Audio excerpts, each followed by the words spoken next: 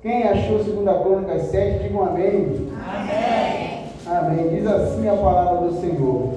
E acabando Salomão de orar, desceu o fogo do céu e consumiu o holocausto e os sacrifícios, e a glória do Senhor encheu a casa. Versículo 2. E os sacerdotes não podiam entrar na casa do Senhor, porque a glória do Senhor tinha enchido a casa do Senhor. Glória a Deus. Aleluia. Aleluia. Eu vou pregar nessa noite sobre o tema Uma oração que atraiu a glória de Deus. O tema é uma oração que atraiu a glória de Deus. E para isso nós vamos abordar o contexto dessa oração, vamos abordar alguns pontos, algumas características dessa oração e vamos também abordar o resultado desta oração, já que é uma oração que atraiu, subiu aqui no retorno aqui, já que é uma oração que atraiu a glória de Deus. Então nós vamos entender o resultado e por que foi uma oração que atraiu a glória de Deus. Em primeiro lugar, nós precisamos entender que o livro de Crônicas, embora nós não sabemos quem foi o autor desse livro, mas entendemos que tenha sido Esdras, um escriba sacerdote, e nós temos que entender que, em primeiro momento, o livro de 1ª e 2ª Crônicas era um único livro, era uma única parte, ele é separado depois, mas tanto o primeiro quanto o segundo, ele tem um único objetivo de mostrar ao povo de Israel, lembrar o povo de Israel que retornou do cativeiro, a aliança que Deus tinha com eles, as promessas que Deus tinha para a vida deles, tanto as promessas boas, se eles seguissem, e as promessas que viriam sobre a vida deles, se eles fossem desobedientes. Então, se nós virmos a narrativa de 1ª e 2ª Crônica, nós vamos acompanhar esse desenrolar da história. Então, nesse momento aqui, dentro dessa narrativa a respeito de promessa e cumprimento de promessa, nós temos a oração de Salomão, que se inicia no capítulo 6, no versículo de número 9.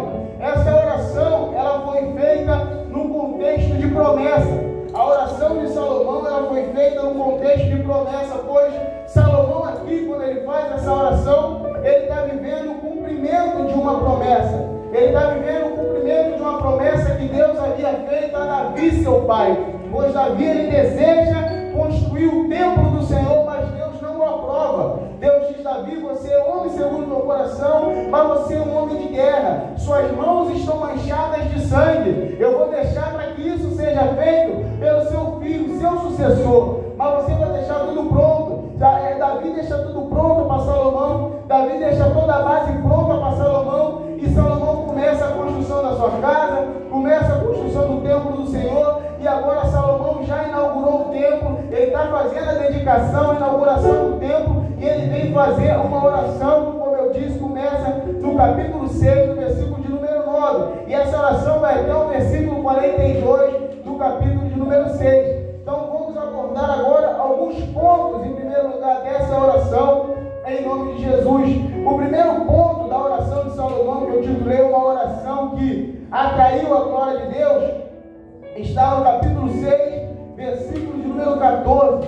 Pediu o obreiro Davi que coloque aí o versículo de número 14 do capítulo de número 6 de 2ª Crônica, capítulo de número 6, versículo de número 14 diz, Salomão falando: ó Senhor, Deus de Israel, não há Deus semelhante a ti, nem nos céus, nem na terra, como tu, que guardas o conserto e a beneficência aos teus servos que caminham perante ti de todo o seu coração. Primeiro ponto dessa oração é uma oração que glorifica a Deus.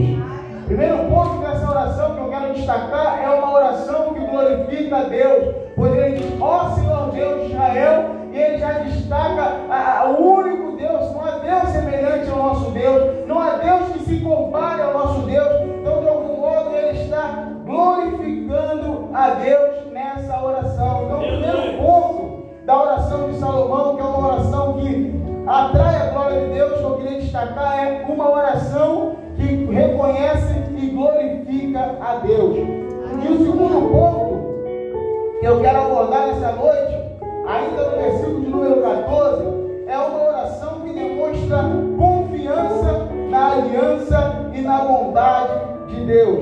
Uma oração que demonstra confiança, aleluia, na aliança e bondade de Deus.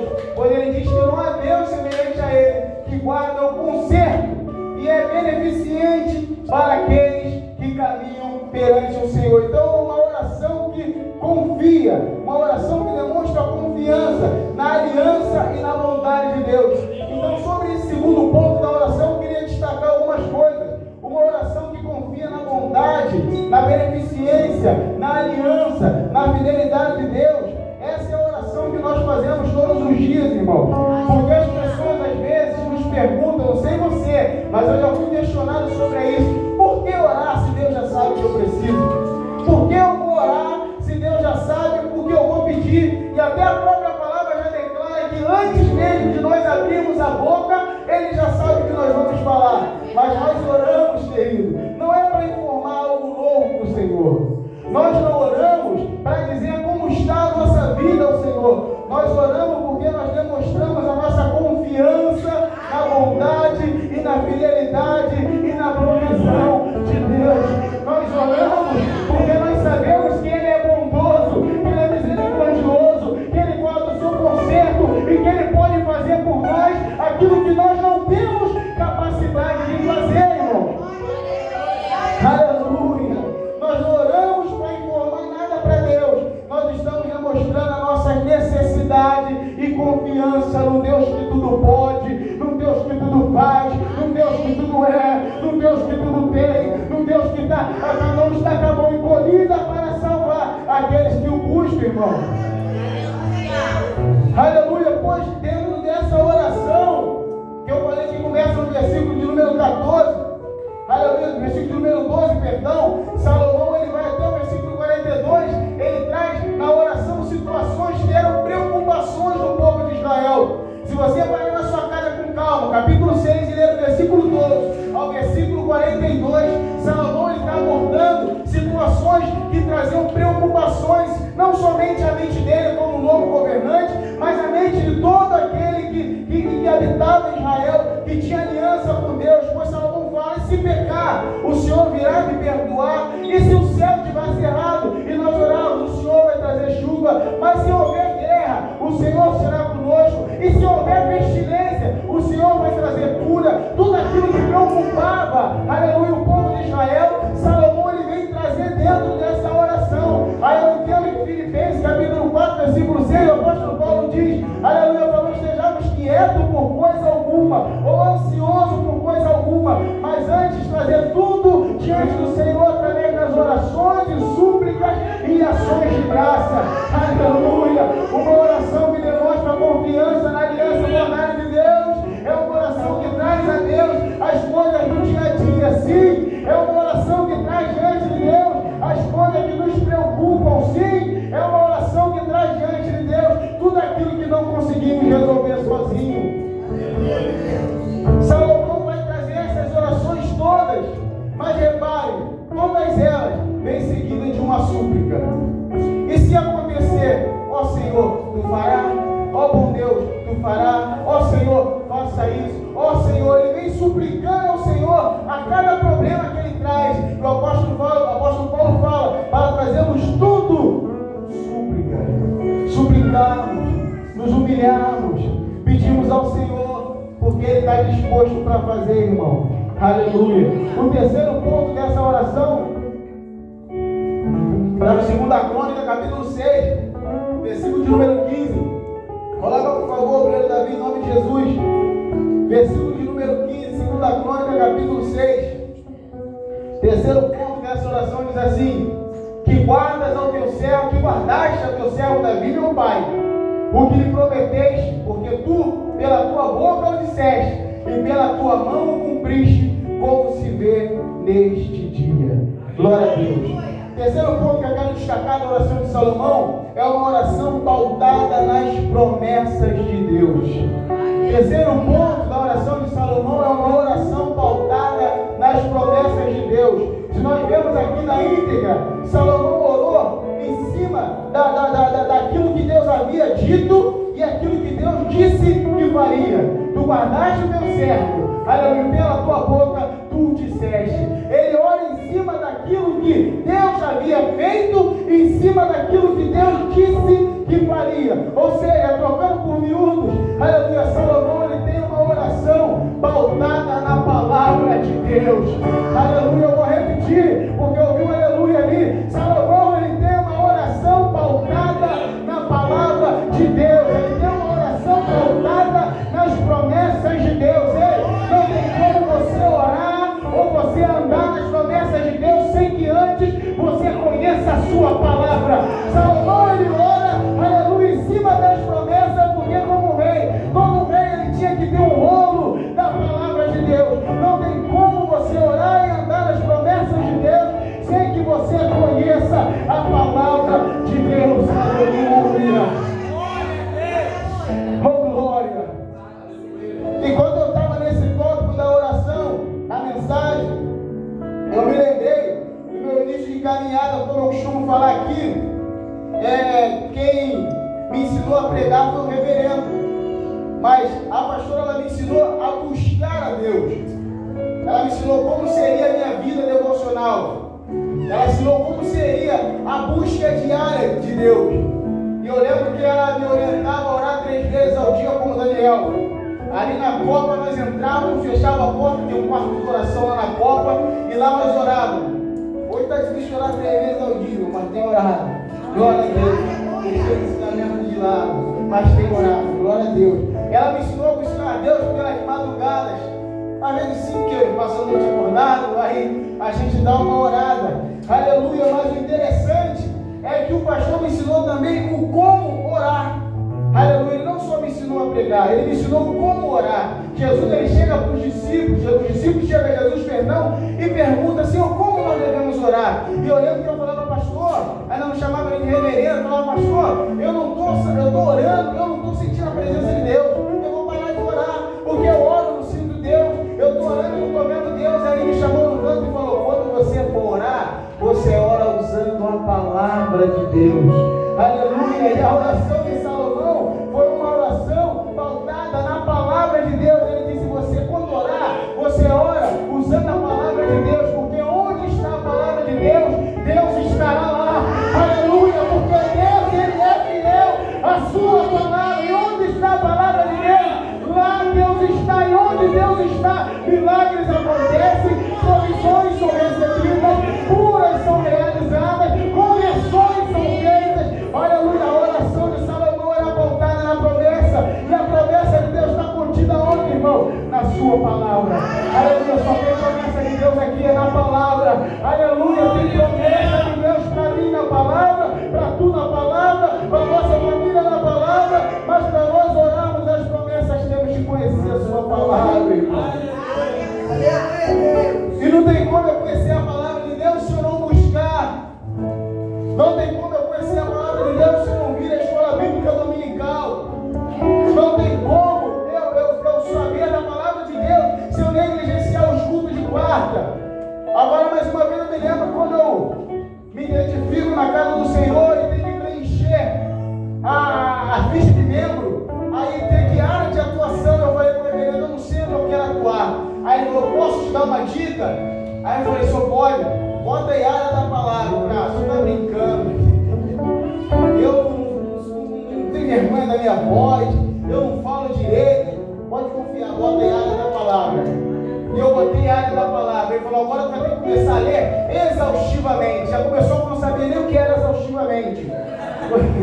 Você vai ter que ler exaustivamente. Aí eu pensei assim, ele está brincando, né? Estou vendo os caras pregar, é só eu ler o texto e pregar. Então eu tento fazer isso uma vez. Aleluia, e leva a mensagem para ele tinha o hábito de conferir a mensagem antes. E quando ele está conferindo, ele risca tudo. Ele riscou, sai isso, o pregador não fala isso, não tem isso, não tem isso, não tem isso. Isso era 4 horas, o culto era 6h30 e era domingo. Aí eu falei, e agora que eu só li isso? Eu não tenho mais o que pregar, eu só tinha lido isso. Aí fiquei enrolando, pregava uma coisa, e falava 3 vezes a mesma coisa. Aí eu aprendi, realmente o pregador tem que ler exaustivamente. Primeira coisa que aprendeu que é exaustivamente, é ler sem cansar, é ler incansavelmente. Aí você vai começar a ver as coisas saltando para fora da palavra. Você vai começar a ver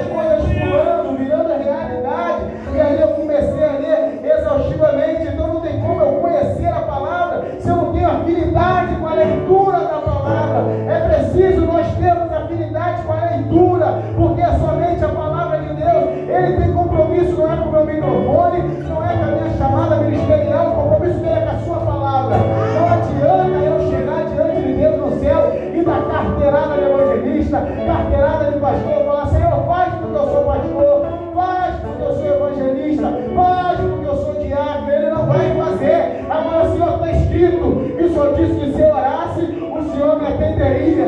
Agora que está escrito, e o Senhor disse que se eu buscasse, lá o Senhor estaria. Agora que o Senhor está escrito, e se eu buscar o Senhor em primeiro lugar, e a sua justiça, e todas essas demais coisas anteriores que eu preciso para sobreviver aqui, o Senhor me daria. Aleluia. Ele tem compromisso com a sua palavra. Então, uma oração que atrai a glória de Deus é uma oração pautada nas promessas que estão na palavra de Deus.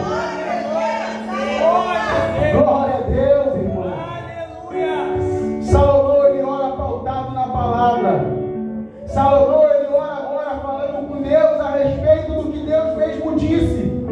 Aleluia. Muito bom nós sabemos o que Deus disse a respeito de nós, porque terão vezes, aleluia, que são pessoas não querem falar coisas a seu respeito. Se você não souber o que Deus fala sobre você, você até acredita. Tem uma frase que o reverendo falou para mim no passado: ele não sabe o seu lugar, ele quer sempre estar presente. Mas se você conhece a palavra de Deus, você lembra do que o Obreiro Brito fala: o pecado, o teu erro, tua falha, já foi jogado lá no mar do esquecimento. E tem um adendo dele, tem uma plaquinha lá: proibido pescar. Aleluia. Então, quando alguém vier a pescar o seu passado, o teu erro, você sabe da palavra que ele já lançou no mar do esquecimento. Então, você não deixa o inimigo te oprimir. Você não deixa o inimigo ele te afetar, te lançar seta, te lançar dardo, porque o dever dele, o papel dele é lançar dardos inflamados sobre a tua vida e a minha, irmão. Então é preciso, se você esquecer tudo da mensagem, como diz o Obreiro Tiago Dias, lembra só de um ponto pelo menos: eu preciso conhecer a palavra de Deus.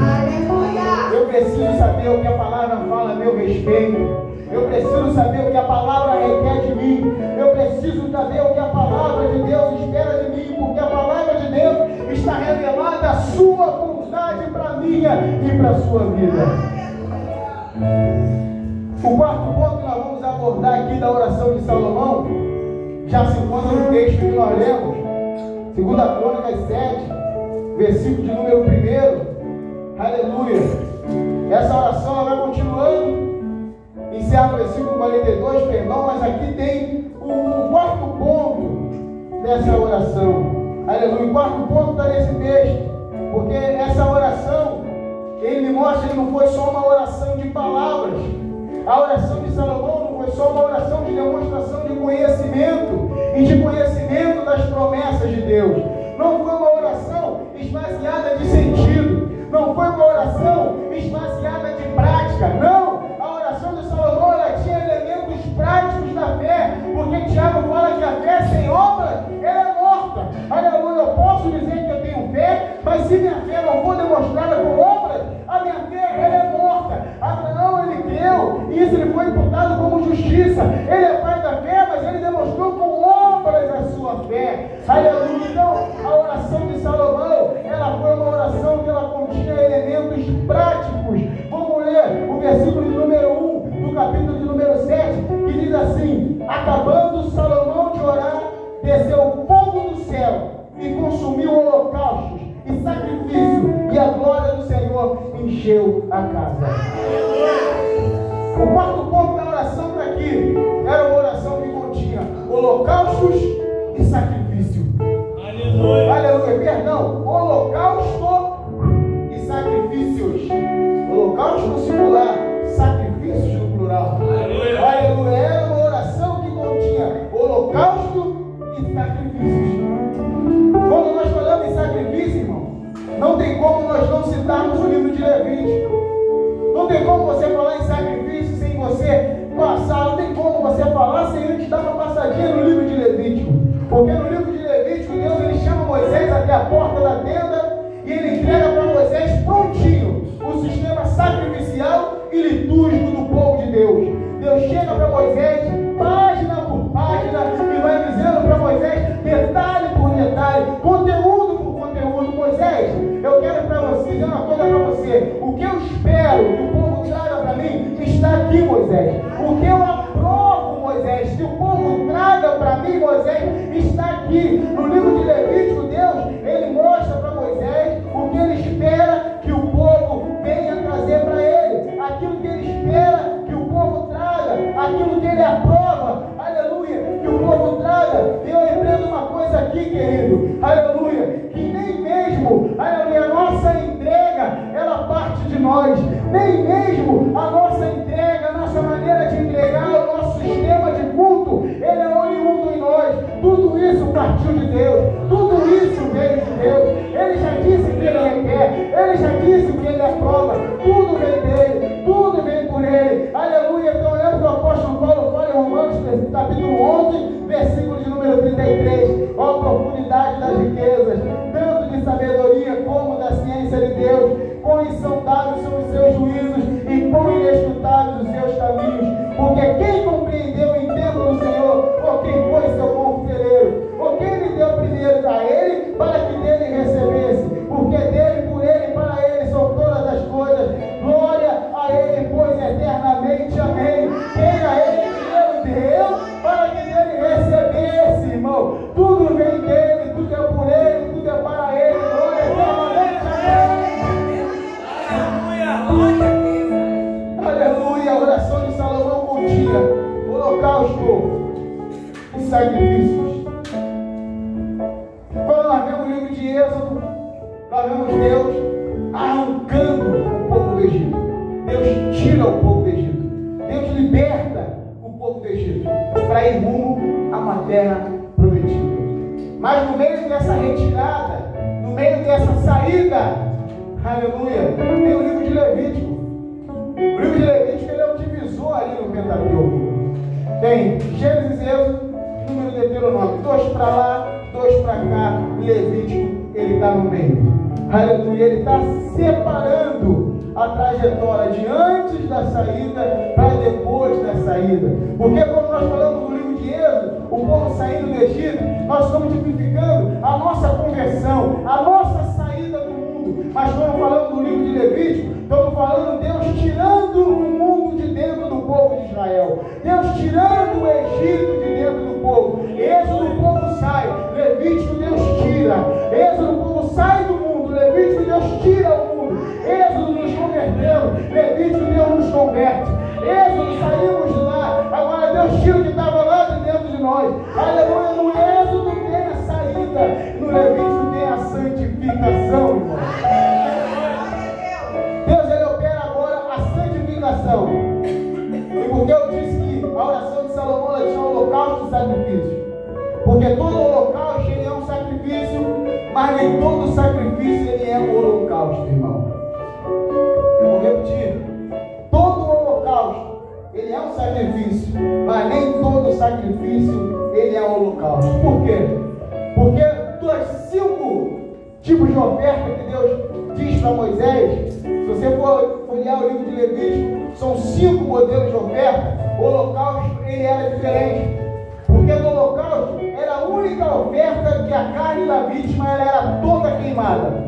O holocausto era a única oferta que o que fosse posto sobre o altar, ele era totalmente queimado. Isso me lembra um outro aspecto do holocausto. Isso me lembra sacrifício, consagração pessoal, melhor dizendo. Isso me lembra consagração pessoal. Isso me lembra entrega. Então a oração de Salomão, ela continha entrega, irmão. A oração de Salomão não foi uma oração esvaziada de compromisso com Deus. Foi uma oração que ela continha entrega. Então a minha e a sua oração, ela tem que ter entrega da nossa vida para Deus. E quando eu falo de consagração pessoal, eu falo de você estar se consagrando, de você estar se santificando. Aleluia. Se você percebe, hoje em dia, aleluia, nós vemos nas redes sociais, no próprio YouTube, no Instagram, há uma onda de muitas pessoas pregando, ensinando, escrevendo e falando sobre jejum. Nunca foi tão falado hoje sobre jejum, sobre entrega, sobre consagração. Eu estou sentindo uma graça aqui. Eu estou vendo Deus já começando a movimentar a sua igreja, porque começa assim, um adere, aí o outro adere, aí o outro faz isso,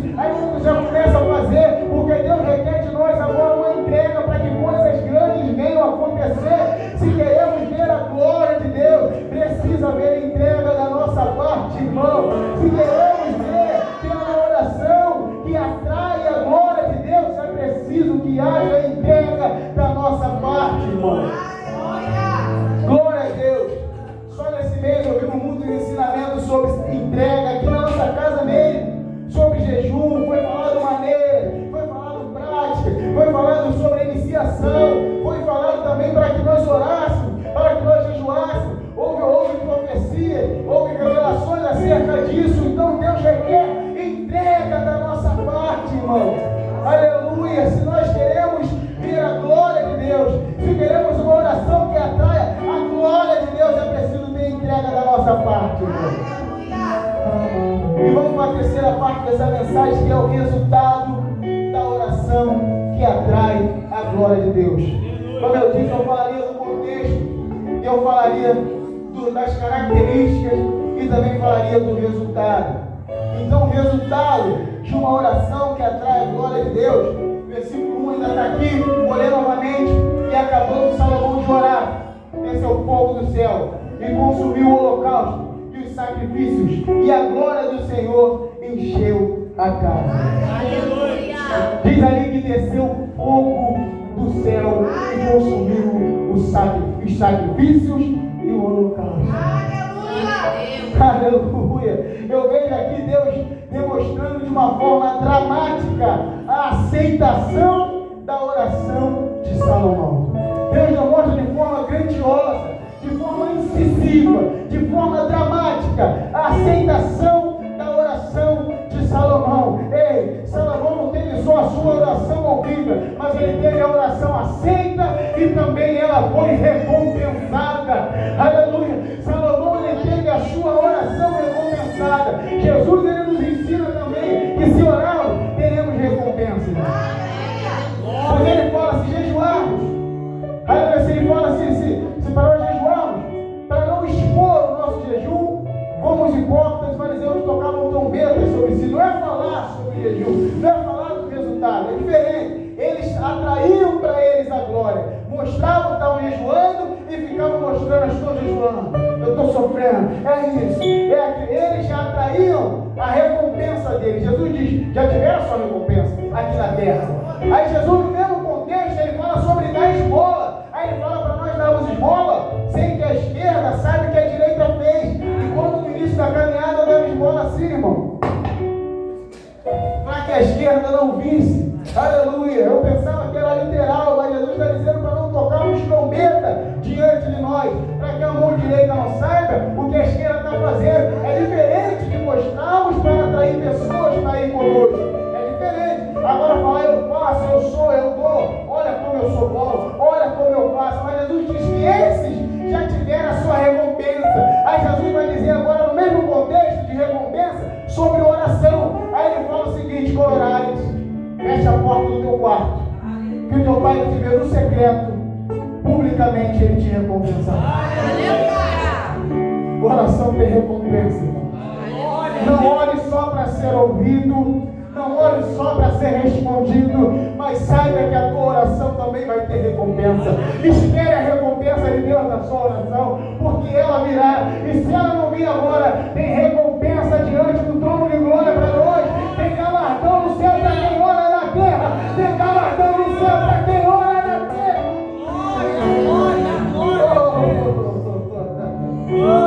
Oração tem recompensa, irmão. A oração de Salomão, ela foi recompensada. Eu quero recompensa da minha oração. Saiba o que esperar em Deus da sua oração. O apóstolo Paulo fala: se esperarmos em Cristo somente nessa vida, somos mais miseráveis de todos os homens. Não espere apenas ser ouvido aqui. Não espere apenas ser atendido e respondido aqui. Saiba que tem muito mais para Deus da sua oração, porque há um memorial diante de Deus para tal oração que você fez nessa terra. Há um memorial diante de Deus, e eu não posso nem ler. Eu estou sentindo uma graça, eu não posso nem mensurar, porque a Bíblia diz que dos olhos não viu, o coração não desceu, o coração do homem. Até mesmo no versículo, aquilo que o olho não viu, o ouvido não ouviu, nem desceu o coração do homem, é o que Deus separou para aqueles que nele esperam. Aleluia. Saiba que Deus tem algo separado para você. oração que eu fiz neste lugar. Aleluia. Glória a Deus. Versículo de número 2 diz, no capítulo número 7 mesmo, versículo número 2, diz que os sacerdotes não podiam entrar na casa do Senhor, porque a glória do Senhor tinha enchido a casa do Senhor. Glória a Deus. Uma oração que atrai a glória de Deus. Diz aqui que a glória do Senhor encheu a casa. A glória do Senhor, ela encheu a casa. Essa glória, ela ocupou a casa de modo que os sacerdotes, eles não conseguiam entrar para exercer o seu ministério. Eles não conseguiam entrar de tamanha glória. A glória de Deus encheu todos os espaços vazios da casa. Então acompanha comigo.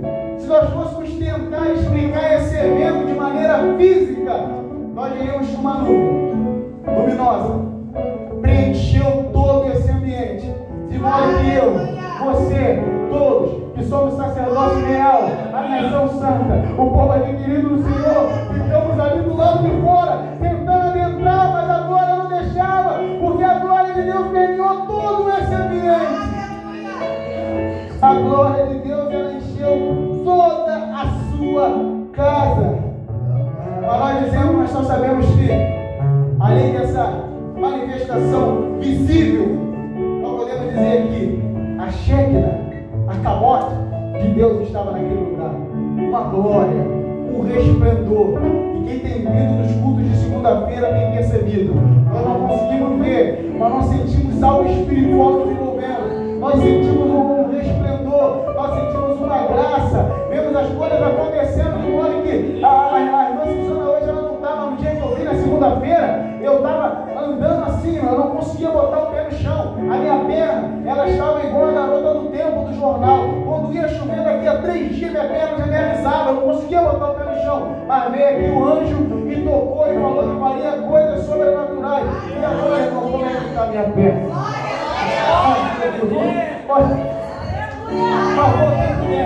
Eu botei prudência que a orelha Lília falou para eu não abusar muito, porque toda cirurgia ela tem um pós-operatório. E fisicamente eu tive meu pós-operatório, que foi até a obreira Lília que cuidou dos meus pontos, que eu era um cara chato, com medo de infeccionar, fazia ela lavar a mão, passar álcool, botar a luva, desligar o ventilador, um calor danado, não sei como ela tinha paciência. Ela, não, eu desliguei o ventilador, vai dar uma bactéria aí, vai acertar minha perna, vou ter que voltar para o hospital. Eu tive uma recuperação, fui chato na recuperação, mas nessa eu estou um pouco abusando.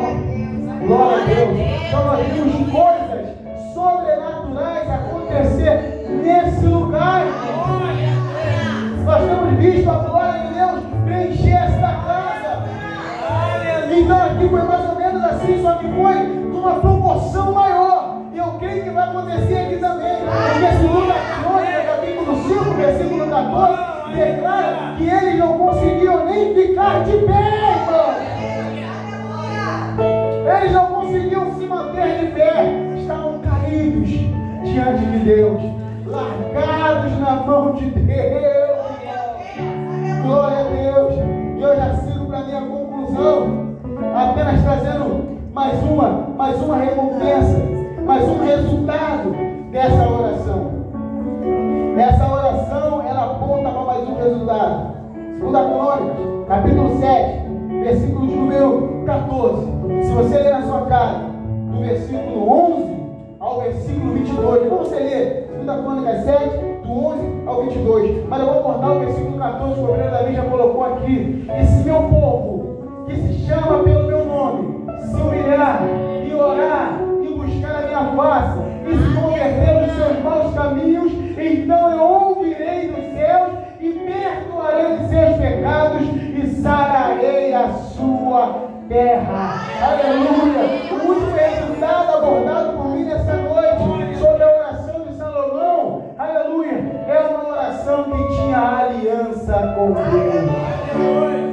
Toda vez que Deus estipula a parte dele e espera a sua, há uma aliança, há um conserto, há um trato, há um acordo. Aleluia! Nós vemos o que aconteceu com o povo de Israel por quebrar sua aliança.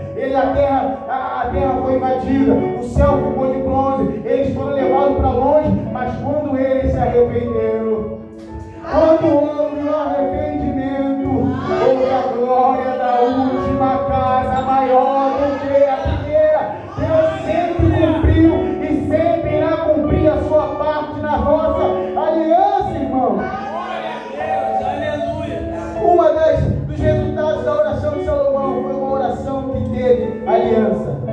Essa oração, Deus aliançou-se com Salomão por conta da sua oração. Essa aliança ela foi um resultado da oração que atraiu a glória de Deus. E eu digo aliança porque tinha um holocausto na oração de Salomão. Porque eu entendo que não tem como ter aliança com Deus sem que tenha holocausto. Não é possível haver aliança com Deus sem holocausto. Eu vou melhorar isso para que você entenda por quê. Porque das 5 ofertas instituídas lá em Levítico, conforme eu falei, cada uma apontava para a obra e o aspecto redentor de Jesus Cristo. Cada uma delas apontava um aspecto. E o holocausto, o principal delas, aleluia, apontava completamente para a obra do Senhor. Então entenda uma coisa, que não há aliança com Deus sem que antes nós viemos passar pelo Calvário, irmão.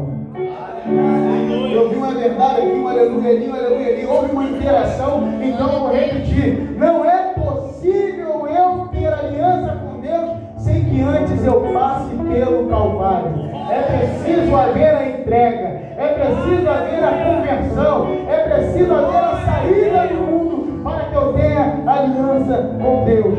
Não há aliança entre Deus e os homens sem holocausto. Holocausto, como eu disse, fala de Cristo, irmão. Holocausto fala de Cristo. Porque das ofertas de Levítico, eu volto lá, a primeira oferta, na primeira página, no capítulo 1, o Senhor já está falando do holocausto. Essa oferta foi a oferta que veio primeiro. E quem é o primeiro, irmão? Jesus. Quem é o primogênito de toda a criação? Jesus. Quem é as primícias da ressurreição? Jesus. Quem estava lá no princípio? Jesus. Aleluia. Quem primeiro deu? Jesus. Ele é o primeiro. Cristo é o holocausto perfeito. O holocausto perfeito é e sempre foi o Senhor.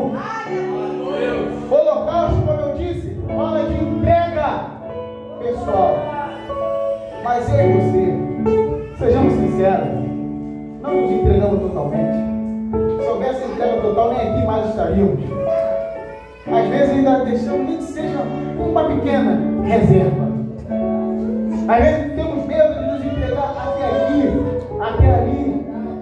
Aleluia. Eu lembro de uma oração que a diaconisa Cátia fez por mim, de 2021, até 27 de março de 2023. Eu só tomei decisão errada na minha vida. Não há mérito algum em errar em pecar, mas em você se arrepender e reconhecer o erro, aí sim há algo que você possa louvar, que você reconheceu que você dependeu de Deus. Eu lembro da oração que a diaconisa Cátia fez para mim. Ela falou: evangelista, Deus requer que você se desprenda de tudo. Ali no cantinho, no culto de oração, no segundo, eu com a minha bolsinha do miliciano, chegaram de moto, deixou o capacete ali, e ela falou: o Senhor requer uma entrega, vem que Ele tem mais para você, confia. E eu na minha mente pensei: ela não sabe quanto eu estou devendo. Não dá para se entregar assim, eu vou acertar algumas coisas, eu vou me entregar.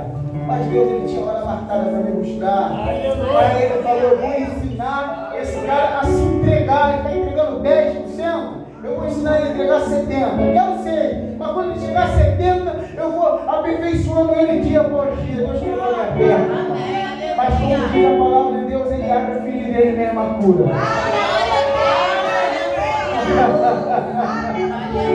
Glória a Deus. Está lá no meu Instagram, sou Pedro do Souza Aguiar, sou Pedro do Barata Ribeiro. O Souza Aguiar quer que tu fica deixando embaixo do travesseiro, porque o pessoal não tem coração de ombro, você é anestesiado, erraram o medicamento em mim, quase me mataram em mim. Eu estava lá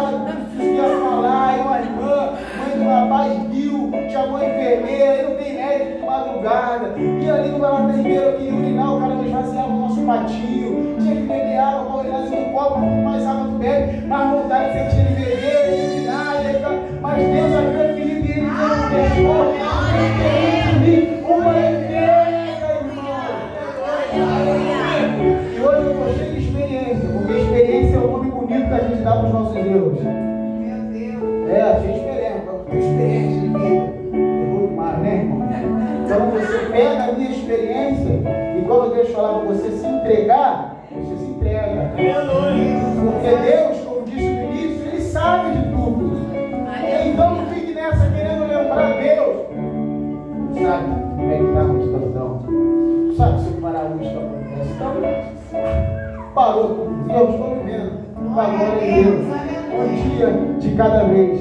Então, a nossa entrega, ela é parcial. Deus nos dá uma forcinha, mas a gente ainda fica com algumas reservas. Mas Cristo, Ele foi a única entrega total. Cristo foi o único que se entregou totalmente. Por isso Ele é o holocausto verdadeiro. 1 João diz que Ele se entregou e deu a sua vida por nós. João 10, 17, 18 diz que Ele mesmo deu a sua vida. Ele tem poder de dar e Ele tem poder de tomar. Ele mesmo deu. Ele mesmo se entregou, irmão. Então Cristo é o nosso holocausto que Deus mesmo providenciou e entregou para nós. Porque quando Cristo ele é batizado no Jordão e ele sai da água, o Espírito desce como pomba sobre ele e vem uma voz que diz: esse é meu filho amado em quem me comprado. Esse é meu filho amado em quem eu aprovo. Eu entreguei ele, eu aprovo ele, eu dei ele para vocês. Deus deu para nós o holocausto e Ele espera que tenhamos ele na nossa vida, irmão. Glória a Deus. Não foi em si a oração de Salomão que atraiu a glória de Deus. Embora Salomão ele fale até lá de pecado, ele fala: se nós pecarmos, ele abre um parênteses, porque não tem homem que peque. Aí daí o apóstolo Paulo pega essa doutrina e diz que todos pecaram. E ela está baseada. Então não foi a oração em si, foi uma oração pautada na palavra. Foi uma oração que tinha confiança na aliança. Mas o que atraiu mesmo a glória de Deus foi que era uma oração cheia de Cristo, irmão. Porque tinha o holocausto. Então se eu quero atrair a glória de Deus na minha vida, tem que ter Cristo, porque a glória de Deus ela preencheu o quê? O templo. A glória de Deus preencheu o quê? Preencheu o quê? 1 Coríntios 3,16 declara que eu e você somos o templo do Senhor. Se eu quero ser preenchido, mas de modo que na minha vida não haja nenhum espaço vazio, é preciso entregar a vida para Jesus. É preciso caminhar com Jesus. É preciso ouvir Jesus. É preciso falar com Jesus. É preciso que Jesus ele guie a minha vida. É preciso ter Jesus comigo na escola. É preciso ter Jesus comigo no trabalho. É preciso ter Jesus comigo em casa. É preciso ter Jesus 24 horas do dia comigo. De modo que eu não saia de casa sem que antes eu pergunte a Jesus. De modo que eu não viva mais sem perguntar e pensar: o que faria Jesus em meu lugar? Como eu anseio por esse nível de entrega e estou buscando a cada dia. E eu espero que eu vou alcançar. Porque o próprio apóstolo Paulo, falando sobre a perfeição do serviço, ele disse: estou ensinando a vocês, mas quanto a mim, não julgo que haja alcançado. Mas uma coisa eu faço: deixando as coisas que para trás ficam, sigo para as diante de mim estão, prossigo para o alvo, para o prêmio da soberana vocação de Deus em Cristo Jesus. Então que nós possamos, aleluia, prosseguir para o alvo, que a cada dia ter Jesus, que a cada dia está parecido com Jesus, para que assim a glória do Senhor venha preencher a nossa vida. E eu agradeço a oportunidade em nome de Jesus.